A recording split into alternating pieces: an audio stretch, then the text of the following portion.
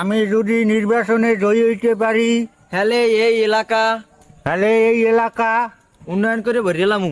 এ কথা কন দেবে না, এটা মিথ্যা কথা ক মহাপাপ। তুমি তাড়াতাড়ি লাইন পাল্টাও। যে সময় বস্তা মূলে নিয়ে ঘরে উঠান হে সময় মহাপাপ হয় না। তোর লাইন পাল্টা করিস, তুই তাড়াতাড়ি লাইন পাল্টা। এই না আমি উন্নয়নের কথা কইবেন হ্যালে মানুষ আমার বেশি ভোট দেবে। আর তোর ভোট দেওয়ার 5 মিনিট তাহার যে ভোট কিনবো আবার হ্যাঁ কয়া লাগবে।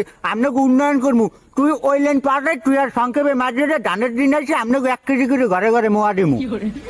আমি এরকমের কথা কইলে আমার তো এলাকার মানুষ ভোটই দেবে না।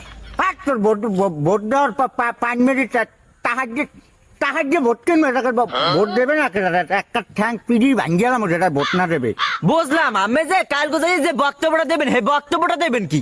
আর তোর বক্তব্য তুই ওইনে আমি যাইয়ে কই তুই এই এলাক ওখানে যাই আমি কমু। এই বছর 500 করে দিয়েছি, সামনের বছর আল্লাহ বাঁচালে যদি হইতে পারি তাহলে ডাবল তুমি 1000, কিন্তু ভোট আমার ছাড়া কেউ দেবে না, হলে নলা ছুড়ে এলাম। আহা দুদু আমি যে সব কথা কনা তো সমাজে কইলে ঝামেলা। আরে রোমবার ঝামেলা আমার, রোমবার আর আসরের নামাজ।